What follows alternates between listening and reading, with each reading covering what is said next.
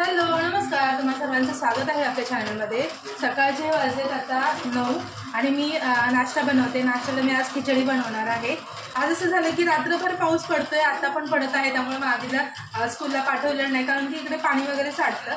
आणि त्या दिवशी सुट्टी दिली तेव्हा पाऊस पडला नाही, पण आज सुट्टी नाही आहे तर पाऊस पडला, तर म्हटलं आज जाऊ नको। आणि आज आहे फ्रायडे, उद्या सॅटर्डे संडे परत सुट्टी आहे, तर कंटिन्युअसली 3 दिवस आराम होईल, त्यामुळे मग म्हटलं नको जाऊ। आता मी नाश्त्यासाठी बनवते खिचडी। कोणाचाही उपवास नसतो, जसं मी तुम्हाला आधी पण सांगितलं आहे, कोणाचाही उपवास नसतो, म्हणजे असा आठवड्याचा वीकली जो असतो ना उपवास, तसा कोणाचा नसतो, त्यामुळे मग खिचडी जास्त बनवली जात नाही, फक्त जे मोठे उपवास असतात तेवढेच केले जातात। त्यामुळे मग कधीतरी नाश्त्याला मी खिचडी बनवते। इथे शेंगदाणे गरम करून घेते भाजून, थोडेसे थंड झालेत, त्याला मिक्सरला लावून घेते। पावसाचा आवाज येत असते, पाऊस येतो। तसे थोडे गरमच आहेत, तर आता जितके लागतात तितकेच मी करून घेते, बाकी एकदम थंड होते ना तेव्हा करूया। काढून ठेवते।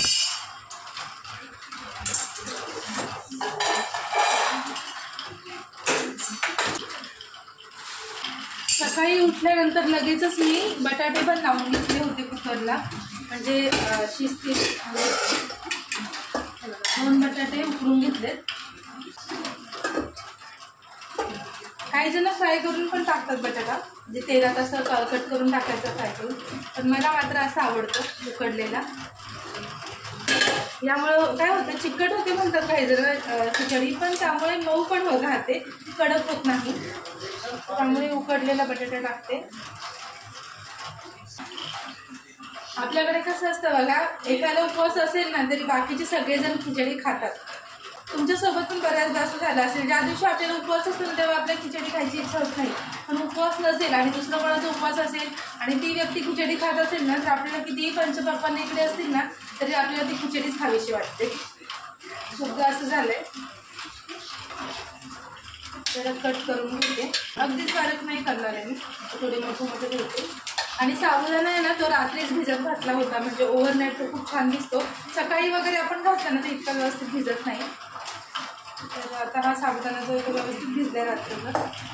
तर साबुदाणा इथे रेडी, आणि आता मी शेंगदाणे पण वाटून घेते बारीक करून, जास्त एकदम बारीक करायची नाही आहेत आपल्याला। आणि मिरची आहे ना, मिरची पण मी अशी बारीक करून ठेवते मीठ घालून।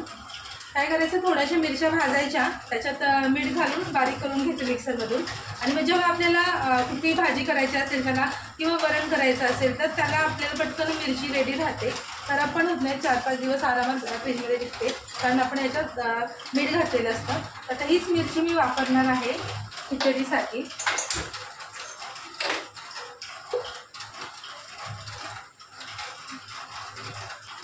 बाहेर मस्त असा पाऊस पडतोय,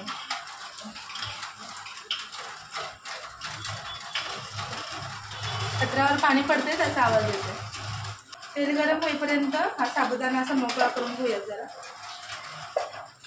आणि काय करायचंय, थोडंसं जे शेंगदाण्याचं कूट आहे ना ते आत्ताच आपण याच्यात घालून घ्यायचंय, आणि थोडं मीठ पण घालायचं।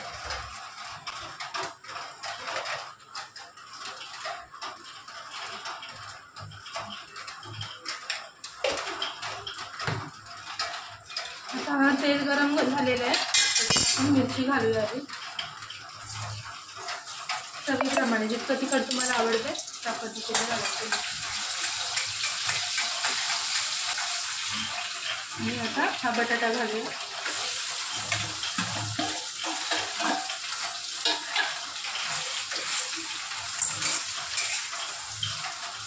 जरासं मीठ घालायचंय, बटाट्याला मीठ लागायला हवं, आपण याच्यात पण घातलेलं आहे, तर त्या अंदाजानेच घालायचंय।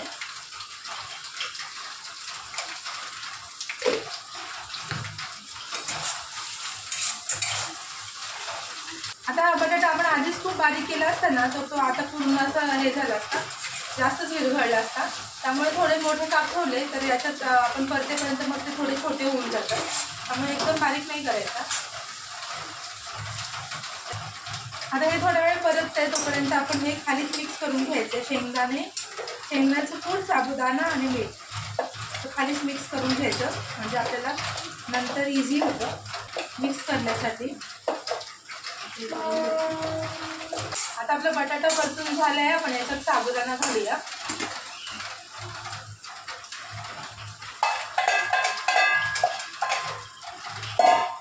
व्यवस्थित मिक्स करायचं.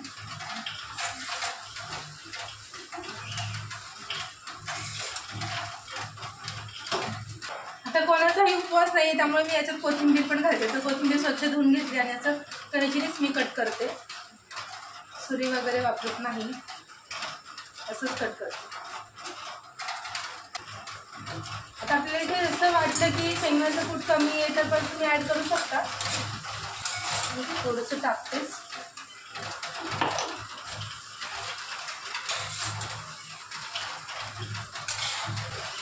तीन 4 मिनिट अशी परतली की आपली खिचडी रेडी झालेली आहे.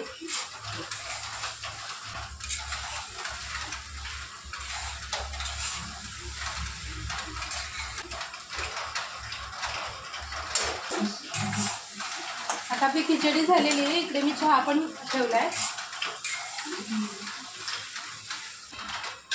चहा उकळलाय, दूध टाकलेलं.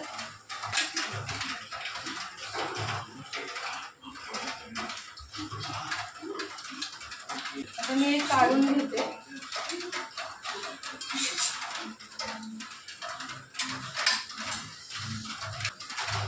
गरम गरम साबुदाणा खिचडी आता मी काढून घेते.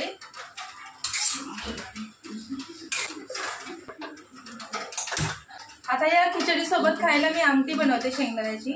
अगदी थोडंसं तेल टाकलेलं आहे. त्याच्यात मिरची, 2 मिनिट थांब, माझी तिला आमटी पण बनवते जराशी.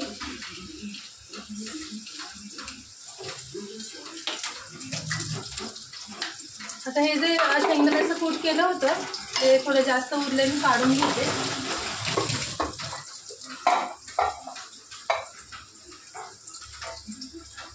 इतकं इनफ आहे. तर आता याच्यात काय करणार मी, तर याच्यात आता मी काय करणार, पाणी ओतणार आणि हे एकदा मिक्सरला फिरवून घेणार. आमटीसाठी आपल्याला जे शेंगदाण्याचं कूट हवं आहे त्यासाठी मी ही प्रोसेस सांगते. हे बघा आता पाणी घालून वाटलेलं आहे मी. आता हे याच्यात आपण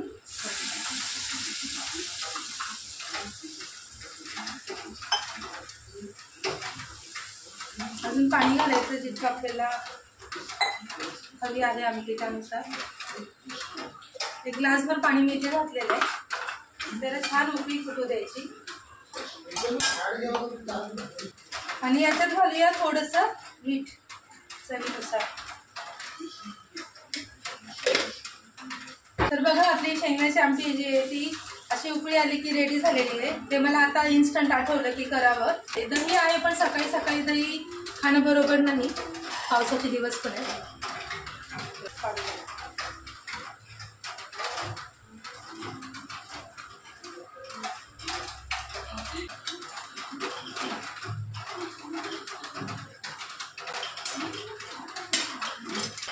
रेडी. बघा इकडे चहा पण छान उकळलेला आहे.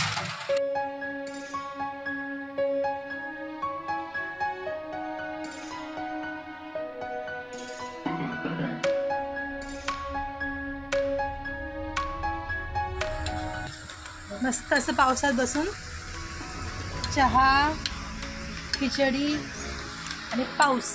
गुलाबाला आणखीन फुल आलं नाही. आज काही पाऊस थांबणार नाही वाटतं दिवसभर. चला पुन्हा भेटूया पुढच्या व्हिडिओमध्ये. Bye bye.